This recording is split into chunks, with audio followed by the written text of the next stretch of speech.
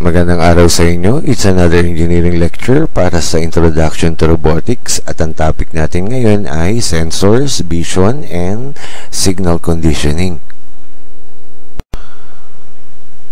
So, simulan natin. Let us define sensors. So, ang sensor ay isang aparato na tumutugon na nagre-respond sa isang physical stimulus tulad ng init, ilaw, tunog, presyon, magnetism o isang partikular na paggalaw.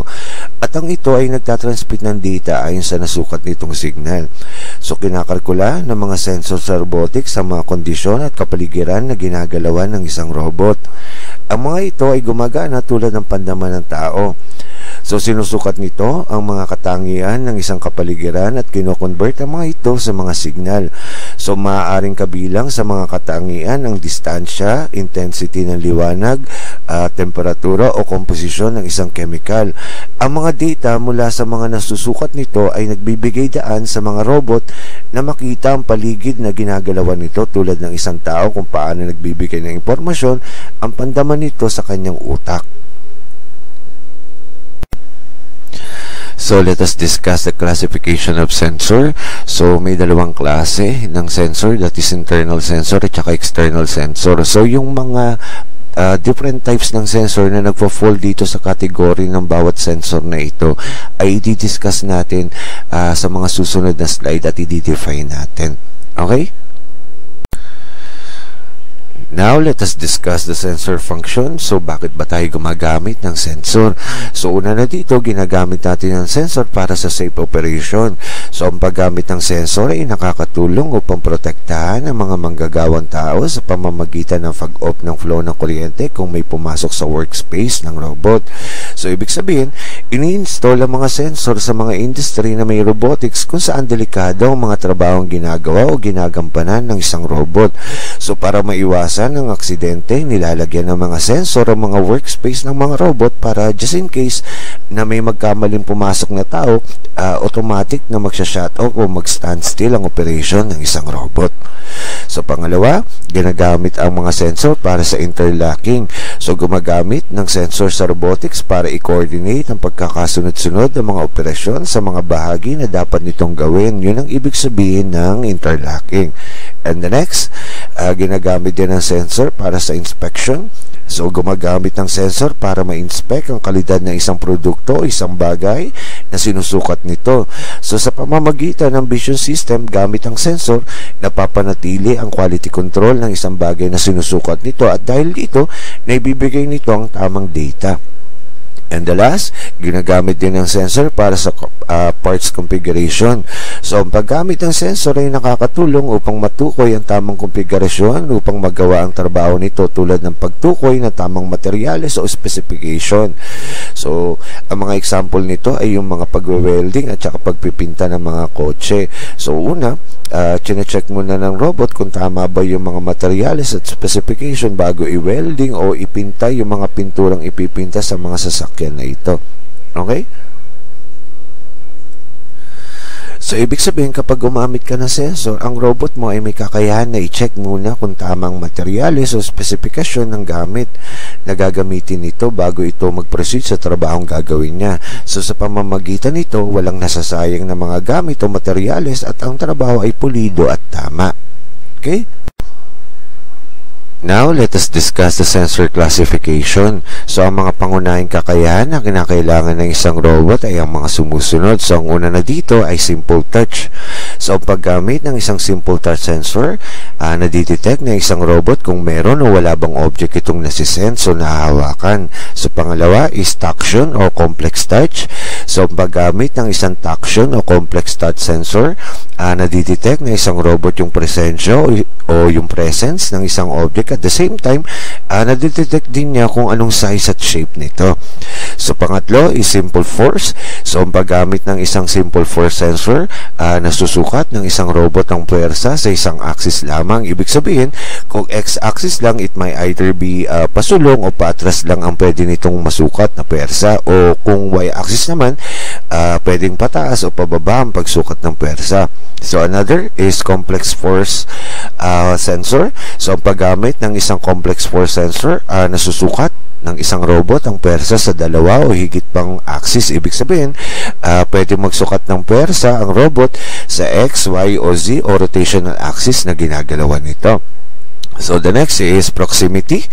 So ang paggamit ng isang proximity sensor, nadidetect ng isang robot ang layo ng isang bagay kahit wala siyang contact dito. So another is simple vision. So ang paggamit ng isang simple vision sensor, nadidetect ng isang robot ang mga butas o gilid-gilid ng isang bagay. And the next is the complex vision. So ang paggamit ng isang complex vision sensor, nadidetect o nare-recognize ng isang robot ang mga hugis ng isang bagay. So ang mga sensor at transducer ay ginagamit ng salitan upang makuha at makonvert ang mga signal na nakukuha nito ng tama na ibinabad nito sa isang sensor transducer unit.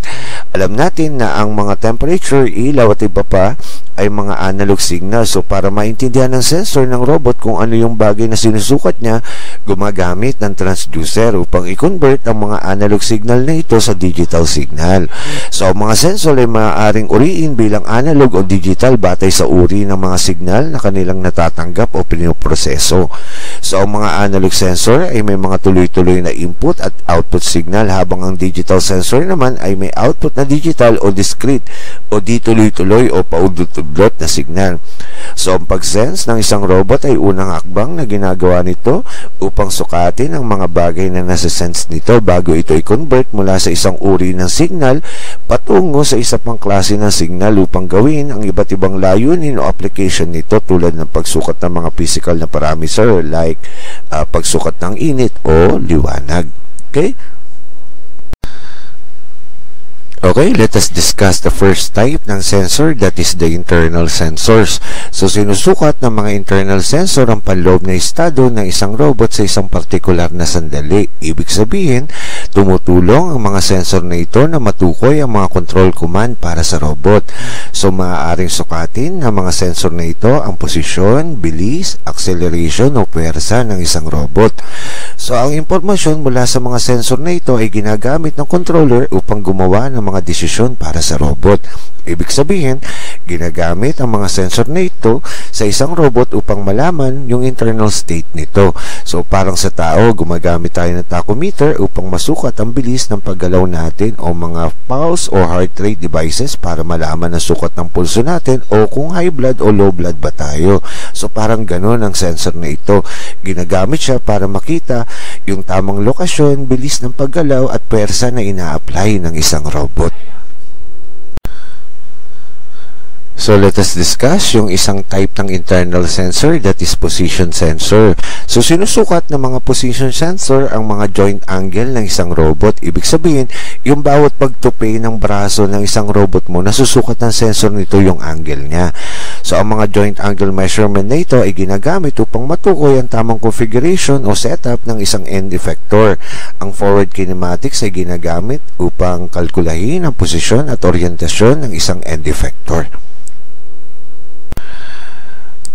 Now, let us discuss the different kinds of position sensors. So, ang una na dito ay encoder. So, nagbibigay ang mga encoder ng feedback tungkol sa paggalaw ng isang bagay sa control system ng isang robot. Ang mga control system na ito ang tumutukoy kung ang isang bagay ay naililipat o naipuposisyon ng tama. So, ginagamit upang sukatin ang mga parameter gaya ng bilis, position, direction o magbigay ng bilang ng mga bagay na napuproseso nito. So, for example, ginagamit ito sa cut-to-length application upang matukoy kung kailan magpuputol ng materyales ang isang robot. Kunwari, may 5 meters kang haba ng kahoy at gusto mong every 1 meter magpuputol ang machine o robot mo ng kahoy. So, gumagamit itong encoder para matanda ng robot mo yung measurement na ini-input dito para kahit ilang metrong haba ng kahoy ang iproseso, kada isang metro, magpuputol yung robot o yung machine mo. So, mahalaga ang paggamit ng encoder para sa precise at accurate measurement ng automated application nito. Okay? Now, let us discuss the types of encoders. So, ang una na dito ay linear encoder. So, sinusukat ng mga linear encoder ang paggalaw ng bagay sa isang path o linya gamit ang isang transducer. So, pangalawa is rotary encoders. So, sinusukat at nagbibigay ng response ang mga rotary encoders sa paggalaw ng isang umiikot na bagay. The next is absolute and incremental encoders. So, ang mga absolute encoder ay ginagamit kapag gusto mong precise at eksakto ang sukat ng posisyon nito. Ang mga incremental encoder naman, ganun din ang gamit nito tulad ng absolute encoder, pero ang pagproseso naman nito ay by pulses. Ibig sabihin, bumibilang muna ito ng pulse signal bago niya gawin ang isang proseso. Kunwari, every 10 pulses, isang step o hakbang ang gagawin ng robot mo. So, sa susunod na step, bago humakbang yung robot mo, bibilang ulit muna siya ng 10 pulses. So, ganun siya. At kapag may power failure, tulad ng brownout, nangangailangan ng reference point ang ganitong klase ng encoder bago siya mag-proceed sa gagawin niyang trabaho. So, the next is the angle encoder. So, sinusukat ng mga angle encoder ang paggalaw ng isang umiikot na bagay ng precise at accurate. Yun ang pinagkaiba nito sa rotary encoder. Kasi, sa rotary encoder, may level of deficiency or error kang makukuha di tulad sa angle encoder. Okay? Ngayon naman ay talakayin natin yung angular position of an encoder. So, ito, kinocompute ng encoder mo yung pinaka-angular position ng robotic arm mo. So, ang formula, theta is equal to n over v times ng theta sub m, kung saan ang theta sub m natin is equal sa maximum angle ng shaft, tapos ang n naman natin is the pulses count, tapos ang p naman natin is equal to the maximum pulses count, at yung theta mo naman is equal to the angular position of the shaft. Okay, so parang ganito para maintindihan mo siya. Ang theta sub m, that is the maximum angle na pwedeng iikot ng shaft mo. Okay, so let us say ang angle na yun ay 360 degree. So ibig sabihin, ang pwedeng iikot ng shaft na yun, okay, ang pinaka-maximum na angle ay hanggang 360 degree. Tapos yung theta mo naman, okay, yan yung nasa loob ng theta sub m mo, kasi pwede siyang maging value from 0 to 360 degrees. So pwedeng 10, 20, 30, up to 360. Yun yung theta mo doon. Okay, yan yung mga angular position sa loob ng 360 degree na yun. Tapos, ang P mo naman, that is the maximum pulse count. Ibig sabihin, yan yung dami ng pulses count sa loob ng 360 degree na yun. Tapos, yung N mo naman, yan yung nasa loob ng P mo. Ibig sabihin, yan yung dami ng bilang from, sabihin natin, 0 to 360 degree. Okay? So, let us say, sa 200 counts, okay, 360 degree ang katumbas nun. So, ibig sabihin, sabihin natin, kung 10 counts lang yung kailangan ko, nasaan yung pinaka lokasyon nung pinaka-angle nung shaft na yun. Yun yung ibig sabihin ng mga variable na ito. Okay? So, para maintindihan nyo kung paano ginagamit itong pinaka-formula na ito, let's have an example. So, sa number 1, if the maximum count possible is 500 pulses and the range of a rotary encoder is positive 90 degree, so determine the angular position corresponding to a count of 200 pulses. So dito sinasabi niya sa ang pinaka maximum angle na pwedeng iikot lang ng shaft ay positive 90 degree. Tapos ang pinaka total number of pulses para marating niya yung pinaka 90 degree rotation na yon ay equal sa 500 counts. Okay? So, tinatanong niya, kapag ang bilang daw ng count ay 200, nasaan daw yung lokasyon ng pinaka-shaft na yun? So, ibig sabihin dahil less yung pinakabilang ng counts na ito, so less than 90 degree dapat ang makuha mong angle. Okay? So, let us solve this problem. So, dito sa problem na to, ang given sa atin ay yung theta sub m, which is 90 degree. So, ibig sabihin, yan yung pinaka-maximum angle na pwedeng maabot ng isang robot arm mo, which is 90 degree. So, sabi niya, ang pinaka-total pulses daw para ma-reach niya yung 90 degree na yun ay 500 pulses. So, sabi niya, ano daw magiging lokasyon ng pinaka-robot arm mo kapag ang bilang ng mga pulses ay 200? Okay? So, ang given, theta sub m, which is 90 degree. Tapos, ang n natin, that is the 200. And p natin, that is the maximum pulses count, which is 500. So, ang hinahanap pa yung theta. So, the formula is theta is equal to n over p times ng theta sub n. So, we substitute the theta. That will give you 200 over 500 times ng 90 degree. So, 200 over 500, that will give you 0.4. So, 0.4 times ng 90, that will give you 36 degree. So, ibig sabihin, sa bilang na 200 pulses, ang pinaka-angular position ng robotic arm mo ay nasa 36 degree. Okay? Okay, para maintindihan mo to ng mas maigi. Okay? So, i-drawing natin. Let us say, okay, ito yung robot arm mo. Okay, sabi niya, okay, sa bilang, okay, na 500 pulses nung rotary encoder mo. Okay, 500. Ang pinaka-maximum angle na pwedeng igalaw ng robot arm mo ay 90 degree. Okay, so 90 degree. Yan. So, dahil ang tinatanong niya, 200 pulses lang, so, ibig sabihin, dapat less than 90 ang makuha mong angle. Okay? So, ibig sabihin, dahil na-solve mo ay 36 degree, so, ito yung robot arm mo, parang gumalaw lang yung pinakakamay nung pinaka-robotic arm mo ng sa angle na 36 degree. Okay? Sa bilang na 200 count ng rotary encoder mo. Okay. So, ganun yung ibig sabihin nitong problem na ito. So, nadidetermine mo yung angular position ng robotic arm mo depende doon sa bilang ng pulses niya. At the same time, kung ilan yung equivalent ng pinaka-total pulses sa angle. Okay. So, ma-determine mo kung gaano kalaki yung itutupi ng pinaka-angular position ng robotic arm mo. Okay? Now, let us discuss another type ng position sensor. Ito ay potentiometer. So, potentiometer ay isang variable resistance device na sumusukat ng mga displacement o distansya gamit ang sukat ng voltages nito. Ibig sabihin, ang bawat sukat ng voltages o voltahe ng kuryente mo may kaakibat na equivalent distance o equivalent na sukat ng paggalaw ng robot mo. So, ang potentiometer ay binubuo ng isang wiper na may contact sa resistive element nito. So, nakakita na kayo nito. Ito yung mga pihitan sa mga karaoke nyo tulad ng bass, tremble o volume. Yun ang potentiometer. Now, let us discuss another type ng position sensor. Ito ay Linear Variable Differential Transformer o LVDT. So, ginagamit ang mga Linear Variable Differential Transformer o LVDT para sa precise at accurate na pagsukat ng displacement o distansya ng isang bagay o ng robot position mo. So, ang LVDT ay nag-generate ng AC signal na may kaugnayan sa displacement ng isang gumagalaw na bagay. Ibig sabihin, para masukat nito ang distansya ng isang bagay o posisyon ng robot mo, nakadepende ito sa laki ng AC signal. So, kung malaki ang AC signal mo, malayo ang distansya na nasukat nito. O kung maliit naman ang AC signal, ibig sabihin malapit lang o maliit lang ang distansyang nasukat nito. So, another type is ang Rotary Variable Differential Transformer or RVDT ay kaparehas din ng application ng LVDT at same principle din. So, ang pinagkaiba niya lang, ang sinusukat naman nito ay mga angular distances o displacement. Ibig sabihin, mga patigilid na galaw ng robot ang sinusukat nito o mga nakatagilid na lokasyon ng isang bagay. Okay?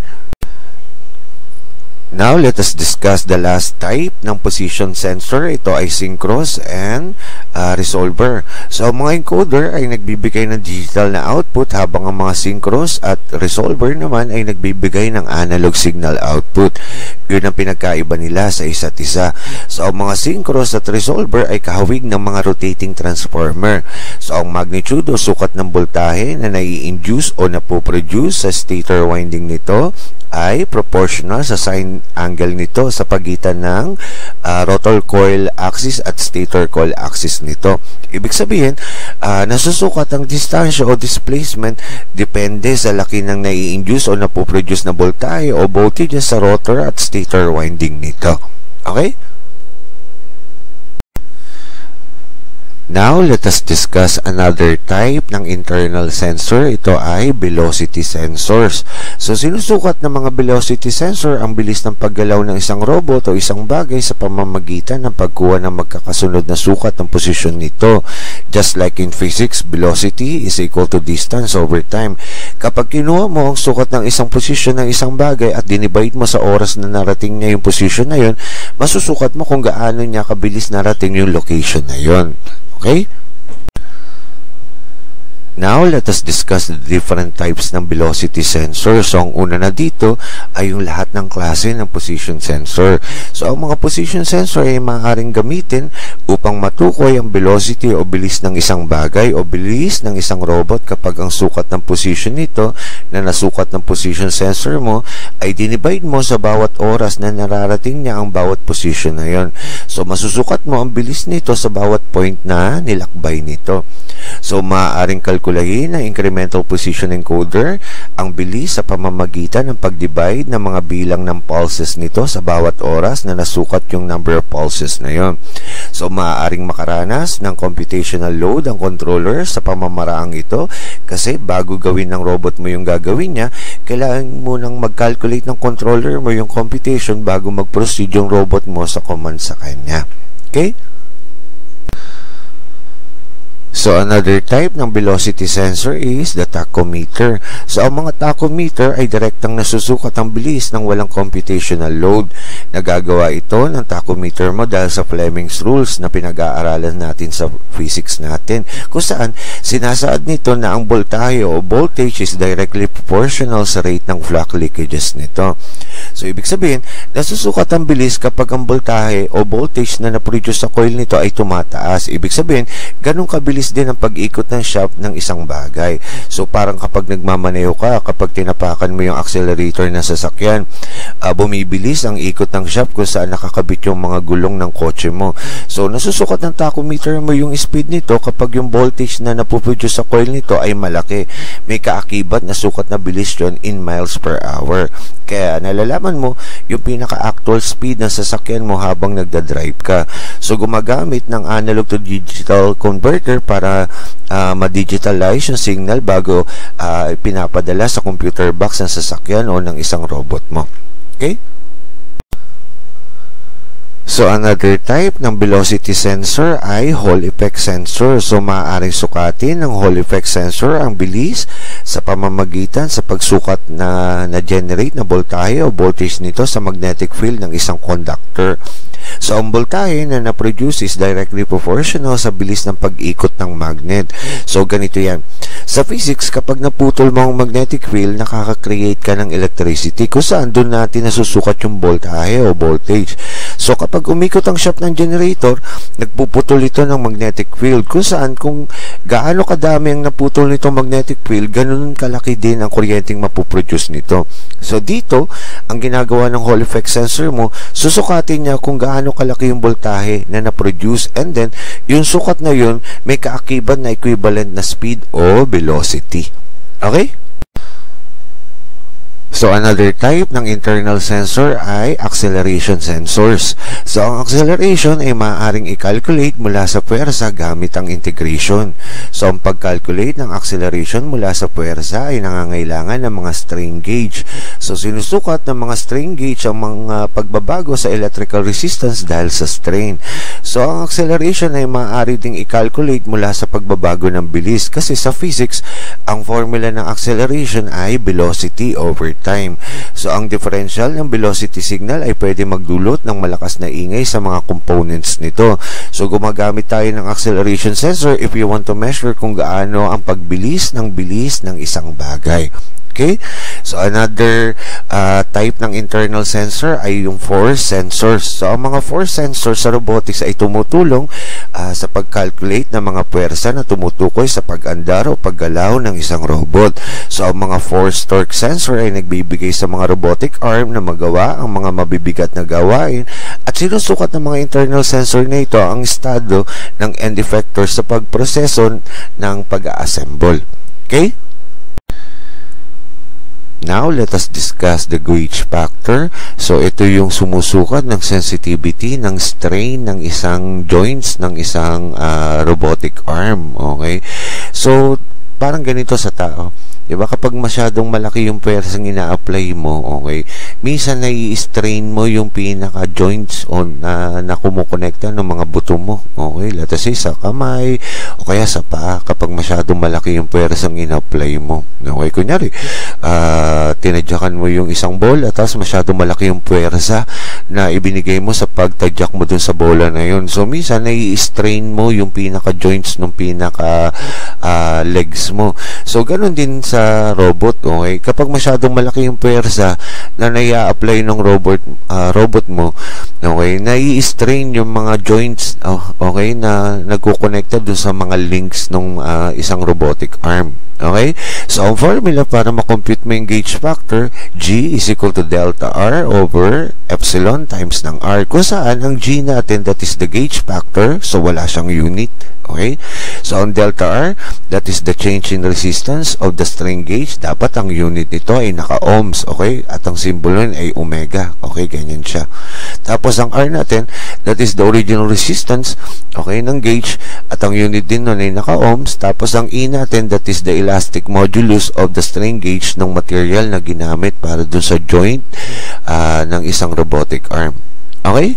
So, para maintindihan nyo kung paano ginagamit itong pinaka-formula na ito, let's have an example. So, sa number 1, if the gauge factor is 2 and the resistance of the unreformed wire is 100 ohm and the elastic modulus strain is 1 times 10 to the negative 6, determine the change in resistance. So, dito, sabi niya, given ka daw ng gauge factor which is 2, so that is G. Okay?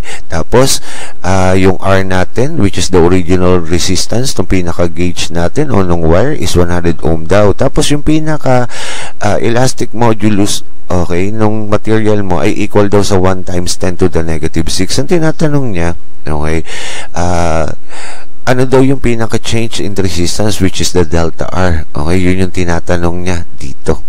Okay? So, para maintindihan mo ano yung R at saka delta R, ganito yan. Kunyari, nung tinadyakan mo yung bola, okay, yung ugat mo, okay, parang ganito lang siya kahaba, okay, na ganyang kanipis lang siya. Tapos, nung tinadyakan mo yung bola, na-strain yung pinaka-joints mo. Tapos, ang nangyari, dun sa ugat mo, lumaki siya, okay, parang dumoble yung kapal nung ugat mo dahil na-strain yung joints dun, na maga siya. Okay, so, kapalan lang natin to. Ayan, ganyan. So, ibig sabihin, ito yung original resistance mo. Okay, yan yung pinaka-original ugat nung hindi pa siya na-strain. Tapos, ito na yung naging laki niya o yung pinaka-final resistance niya. Okay, yan na yung pinaka-final na sukat nung namagana nung tinadyakan mo yung bola. So, ibig sabihin, yung pinaka-difference, okay, nung original to final na resistance, yan yung R mo, okay, na original. Tapos, ito naman yung R na final mo. Okay. So, yung RF, okay, which is the final resistance, okay, minus nung original resistance, okay, yan yung delta R mo. Okay. Yan yung pinaka-difference nung pinaka-ugat mo.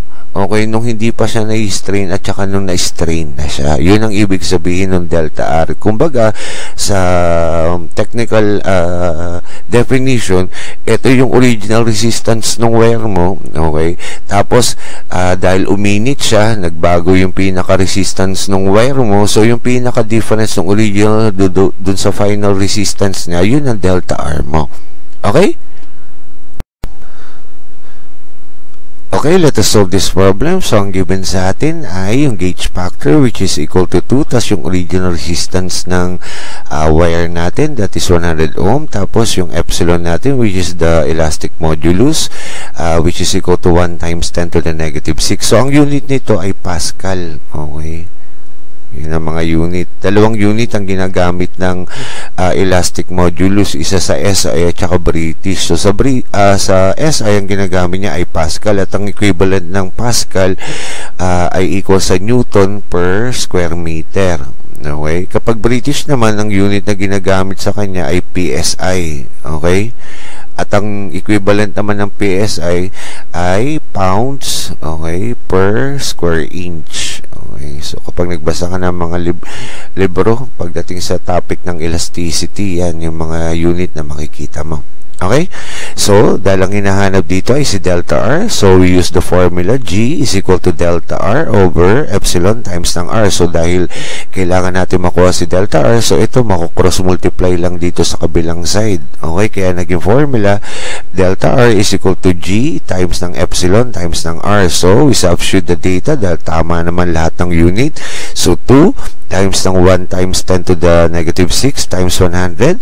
So, ang kalalabasan na sagot niyan, pag pinindot mo yan sa calculator mo, that will give you an answer which is 2 times 10 to the negative 4 ohm. Or, kapag pinindot mo yung engineering notation, ang lalabas dun sa calculator mo ay 0.2 times 10 to the negative 3. So, ang negative 3, okay, sa exponential ay equal sa milli. Kaya, ang naging sagot din dito ay 0.2 times 10 to the negative 3 ohm, that is also equal to 0.2 milliohm. Okay?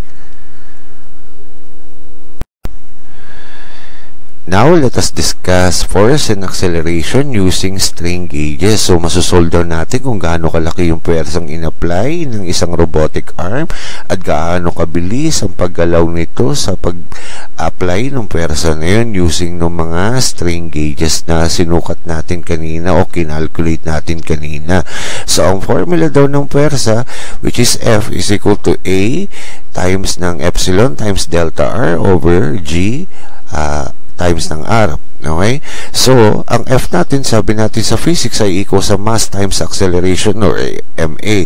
Kung saan ang F natin, that is the force, at ang unit dapat nun ay naka-Newton, tapos ang A naman natin, that is the cross-sectional area, okay, nung pinaka material, dapat ang unit nun ay naka-square meter, tapos ang M naman natin, that is the mass of the object, dapat ang unit nun ay naka-kilogram, tapos ang A naman natin, that is acceleration ng object, dapat ang unit nun ay naka-meter per second squared. Tapos yung G, okay, na tinalakay natin kanina, that is the gauge factor, tapos ang delta R natin, that is the change in the resistance ng strain gauge na ang unit dapat nun ay naka-ohm, tapos ang R natin, that is the original resistance ng gauge na ang unit din dapat nun ay naka-ohm, tapos yung epsilon natin, okay, that is E, that is elastic modulus or young modulus ng strain gauge material na ang unit dapat nun ay naka-Pascal or Newton per meter squared. Okay? So, para maintindihan nyo kung paano ginagamit itong pinaka-formulang pinag-aralan natin, let's have an example. So, sa number 1, so a robotic arm is being designed to move an object in a vertical direction. So if the gauge factor is 2 and the resistance of the unreformed wire is 100 ohm, so the change in resistance of the strain gauge is 2 times 10 to the negative 4 ohm, and the cross-sectional area of the strain gauge platform is 10 times 10 to the negative 6 square meter, which is made of aluminum metal with a Young modulus of 6.9 times 10 to the 10 Newton per square meter. So calculate the force exerted in the strain gauge platform and the acceleration of the robot arm if the mass of the arm is 3 kg. Okay? So dito, okay, sa problem na ito, okay, given tayo ng pinaka-G, which is the gauge factor, which is 2, tapos given din tayo ng R, which is the original resistance, which is 100 ohm, tapos sabi niya, ang delta R down natin, that is 2 times 10 to the negative 4 ohm, and the cross-sectional area, which is A, ang equal naman daw nun ay 10 times 10 to the negative square meter, tapos, ang epsilon, which is E, o yung Young modulus, okay, o yung elastic modulus ng material na gawa sa aluminum metal ay equivalent daw sa 6.9 times 10 to the 10 Newton per square meter. So, tinatanong niya gaano kalaki yung puwersa na masusukat ng strain gauge platform mo kapag gumalaw yung pinaka-robotic arm mo, okay, na ang pinakabigat ng arm na yun ay 3 kg. Okay? So, ang tinatanong niya sa iyo dito ay yung pinaka-force at saka acceleration ng pinaka-robot arm kapag ang bigat ng robot arm mo ay 3 kg. Okay? Okay, let us solve this problem. So, naipaliwanag na natin yan kanina kung ano yung mga value na yan. So, ang given sa atin ay yung G, which is the gauge factor, is equal to 2. Yung area, okay, yung cross-sectional area ay equal sa 10 times 10 to the negative 6 square meter. Tapos, ang delta R natin, that is equal to 2 times 10 to the negative 4 ohm. At yung R natin, which is the original resistance ng wire, which is 100 ohm. Tapos, yung epsilon, which is the yung modulus o elastic modulus, which is aluminum, at ang equivalent daw nun ay 6.9 times 10 to the 10 Newton per square meter. At yung pinakabigat daw ng pinaka-robotic arm mo is equal sa 3 kg. So, ang tinatanong niya sa'yo, gaano kalaki daw yung persa at gaano kabilis ang magiging paggalaw ng robot arm kapag ang bigat ng robot arm mo ay 3 kg. Okay, so, let us solve. Since all of the variables, tama lahat ng unit, so pwede natin gamitin na kagad yung pinaka-formula, okay, which is F is equal to A times ng epsilon times ng delta sub R over G times ng R. So we substitute the data, that will give you 10 times 10 to the negative 6 square meter times ng epsilon, that is 6.9 times 10 to the 10 Newton per square meter times ng delta R, which is 2 times 10 to the negative 4 ohm over ng G, that is 2, and ang R naman natin, that is 100 ohm. So when you simplify this whole term, that will give you 138 Newton over 200. So 138 over 200, that will give you a value which is 0.69 Newton. So, to get the acceleration, dahil ang formula ng F natin is equal to MA, so we divide both sides by M, kaya naging formula ng A natin is equal to F over M. So, we substitute yung nakuha natin sagot na F, which is 0.69 Newton over the mass, which is 3 kg. So, ito, diba, doon sa mga nakaraang lecture natin, ang Newton ay equivalent sa kilogram, okay, times ng meter per second squared. Okay? So, yung kilogram na yun makakancel out, kaya ang naging unit ng acceleration magiging meter per second squared. Kaya, ang nakuha mo sagot is 0.23 meter per second squared. Okay? So, ganito yan para maintindihan mo kung ba't mo sinusolve itong mga ganitong klase ng problem. Let us say, meron kang robotic arm. Okay, yan. Okay. Tapos sabi niya, ito daw robotic arm na yan, yung arm na yan, gawa daw sa aluminum. Okay? Yun yung epsilon mo. Kung saan ang value nun ay 6.9 times 10 to the 10 Newton per square meter. Okay? Tapos sabi niya, yung original resistance daw nito, pag sinukat mo yung resistance ng bakal na aluminum na to, ang equivalent daw nun ay equal sa 100 ohm. Okay? Tapos yung pinaka area o yung pinaka cross-sectional area niyan, ibig sabihin, let's say, kunyari, yung kamay niya, parang ganito ang itsura niya. Okay, yan. So, yung pinaka cross-sectional area niya, yan yung A mo, yung pinaka nako-cover nung laki ng bakal na yun. Okay, yan yung A mo. That is equal naman daw sa 10 times 10 to the negative 6 square meter. Okay?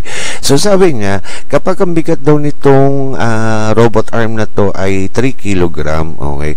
So, gaano kalaki yung persa na pwede niya lang i-apply para hindi ma-strain yung pinaka-robotic arm na yun. So, sabi niya, ang makukompute mo ay 0.69 Newton. Ibig sabihin, hanggang dyan lang yung allowable na persa na pwedeng igalaw o ibigay na persa nitong robotic arm na to para hindi siya masira.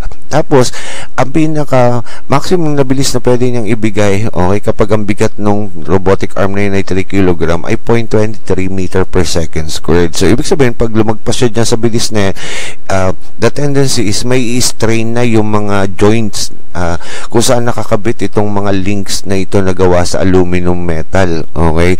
So, ibig sabihin, yan lang yung pinaka-value, okay, allowable value para hindi ma-strain yung pinaka-robotic arm mo. Okay? Ngayon naman ay talakayin natin yung isa pang klase ng sensor, which is the external sensor. So, ang mga external sensor ay ginagamit upang malaman ang kapaligiran na ginagalawan ng isang robot at ng mga bagay na minamanipula nito. So, may dalawang type ng external sensor. Ito ay contact type o tactile tactile sensor. So, gumagamit ang mga contact sensor ng mga transducer tulad ng potentiometer at strain gauge para sa sensing o pag-sense ng isang bagay. So, ginagamit ang mga contact sensor para makita ang mga pagbabago sa posisyon, bilis, acceleration, force o torque. So, may dalawang pangunahing uri ng mga contact sensor. Ito ay bumper na nakakadetect kung nahawakan o hindi ang isang bagay, at tactile na nagbibigay ng mas detalyadong impormasyon sa pagmamanipula ng isang bagay. So, another type ng external sensor ay ang non-contact type sensor. So, ang mga non-contact sensor ay nakakadetect ng parametric information tungkol sa kapaligiran tulad ng kung may bagay ba o wala, distansya o lokasyon nito, at kung anong physical characteristic ng isang bagay. Ibig sabihin, ang mga sensor na ito, kahit walang contact yung robot mo sa object, may ibibigay niya sa iyo yung mga physical characteristic nito like shape, color, size, at distance nito from the robot standpoint. So, may 6 na klase ang non-contacting sensor. Ito ay ang visual and optical sensor, magnetic and inductive sensor, capacitive sensor, resistive sensor, ultrasonic and sonar sensor, and air pressure sensor. Now, let us discuss the different types ng non-contacting sensor. So, ang una na dito ay yung visual and optical sensor. So, ang mga visual at optical sensor ay nagko-convert ng liwanag into electrical signal. So, ang mga example nito ay stereo camera na ginagamit para sa robotic vision system. So, another is the magnetic sensor. So, ang mga magnetic sensor ay nagko-convert ng magnetic energy into electrical signal upang matukoy ang velocity at proximity ng mga metallic object. So, the next type ng non-contacting sensor ay capacitive sensor. So, gumagamit ang capacitive sensor ng electrically isolated probe para gumawa ng mga sukat na may matataas na resolutions.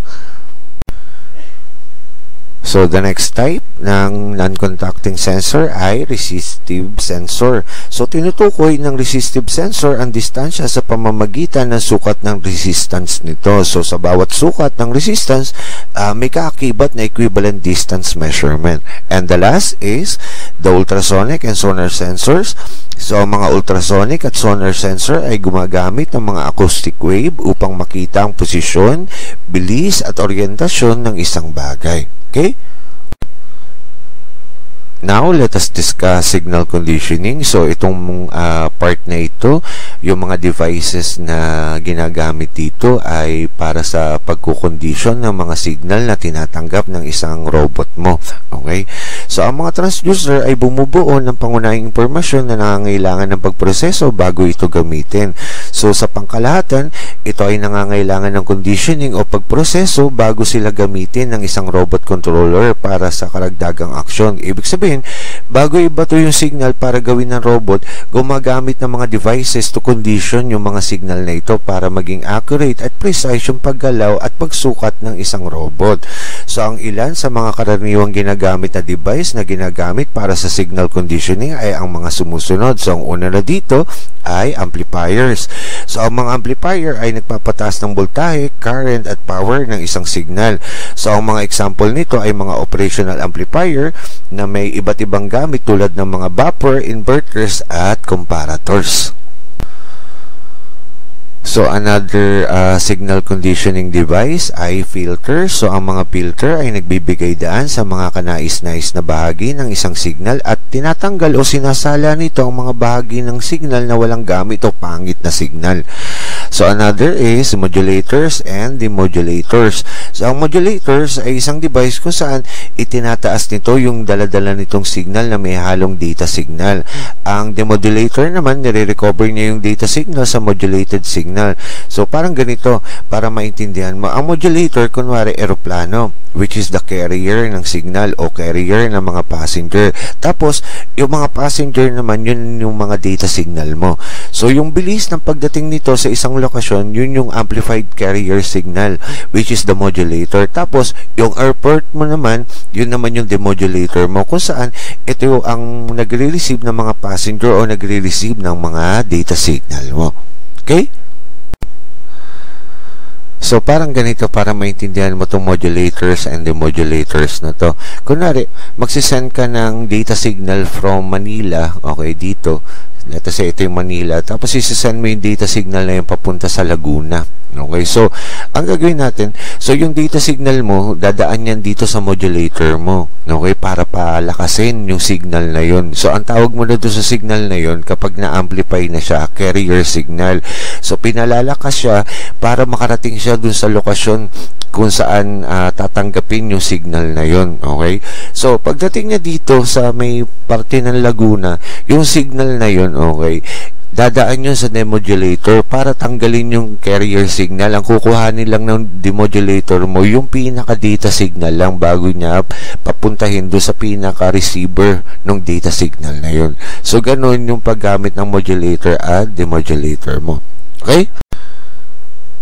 So, another type ng signal conditioning ay analog and digital conversions. So, ang mga sensor ay may analog na output habang ang mga nagpoproseso ng data ay kadalasang ginagawa ng digital. So, ang conversion sa pagitan ng analog at digital na mga domain ay maaaring makamit gamit ang ADC o analog to digital converter at DAC o digital to analog converter device.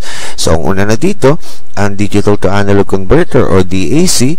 Ang DAC ay nagko-convert ng digital signal into analog signal, habang ang analog to digital converter naman o ADC nagko-convert ng analog signal into digital signal. Okay? Okay, para maintindihan mo kung ano yung analog at digital signal. So, ito yung pinaka-example. So, let us say, kumakanta ka sa karaoke mo. Okay, so yung pinaka-boses mo o yung pinaka-sound wave, yun yung analog signal. Kasi tuloy-tuloy ang signal na yun. So, kaya siya tinawag na analog signal. So, para maintindihan nung karaoke mo, yung pinaka-sound wave na pinasok mo sa kanya, i-convert niya yung analog signal na yun into digital signal. Okay? So, kapag na-convert niya na yung pinaka-analog signal na yun, that's the only time na lalabas yung pinaka-tunog na yun doon sa pinaka-speaker, kung saan yung digital na signal na yun, okay, mako-convert into an analog signal ulit para marinig mo yung pinaka-boses na in-input mo doon sa pinaka-microphone, tapos lalabas doon sa pinaka-speaker mo. Okay, that's how analog to digital and digital to analog works. Okay? So, another type ng signal conditioning ay mga bridge circuit o bridge type circuits. So, ang mga bridge type circuit ay ginagamit upang sukatin ang mga impedance at baguhin ang mga signal mula sa mga transducer. So, kasama sa iba't ibang uri ng bridge circuit ang mga Wheatstone, Wayne, Maxwell, H-bridge, Fontana, Diode, Kelvin, and Carey Foster. So, the last type ng signal conditioning devices ay ang signal analyzer. So, sinusukat ng signal analyzer ang magnitude at bahagi ng input signal sa iisang frequency sa loob ng isang bandwidth. So, gumagamit ang signal analyzer ng mga digital techniques upang kunin ang mga kapaki-pakinabang na impormasyong dala ng isang electrical signal. Okay? So, I guess that's it. Sana marami kayong natutunan. See you again sa susunod na lecture ng Introduction to Robotics. Until next time, bye-bye!